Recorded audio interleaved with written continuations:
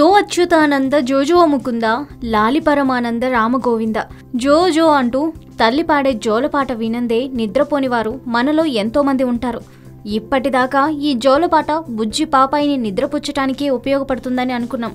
కానీ ఈ జోలపాటతో మరెన్నో లాభాలున్నాయని శాస్త్రవేత్తల తాజా పరిశోధనలో తేలింది.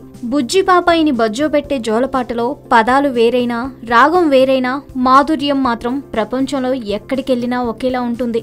అసలు ఈ ప్రపంచం గురించి ఏమీ తెలియని ఆ చిన్నారి జోలపాట వినగానే నిద్రపోతుంది.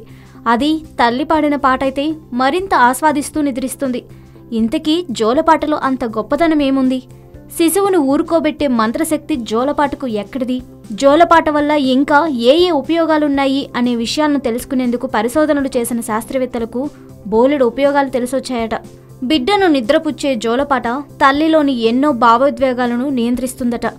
జోలపాట పాడేటప్పుడు తల్లి అన్నీ మర్చి కేవలం పిల్లాడిపైనే దృష్టినంతా కేంద్రీకరించి పాట పాడటం వలన ప్రతికూల భావాలను నియంత్రించుకునే శక్తిని పొందుతుందట.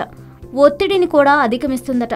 అదే సమయంలో ఈ పాట ద్వారా శిశువు అనేక రకాల జ్ఞానాన్ని పొందుతాడని, తల్లి పట్ల ఆకర్షితుడవుతాడని, పలు రకాల ప్రేరేపణలను అర్థం చేసుకునే శక్తిని పొందుతాడని తేలింది. తల్లి పాటలోని హెచ్చుతగ్గులు పిల్లల్లో అనేక భావాలను కలుగజేస్తాయని మియామి వర్సిటీకి చెందిన ప్రొఫెసర్ షానన్ తెలిపారు. భావయుక్తంగా, రాగయుక్తంగా జోలపాట పాడేందుకు తల్లి ప్రొఫెషనల్ సింగరే కావాల్సిన అవసరం లేదని, పిల్లల మీద చూపే ప్రేమ ఆప్యాయతలు జోలపాటను మధురంగా మార్చేస్తాయన్నారు. అందుకే ప్రపంచంలోని అన్ని జోలపాటలు మధురంగానే అనిపిస్తాయని చెప్పారు.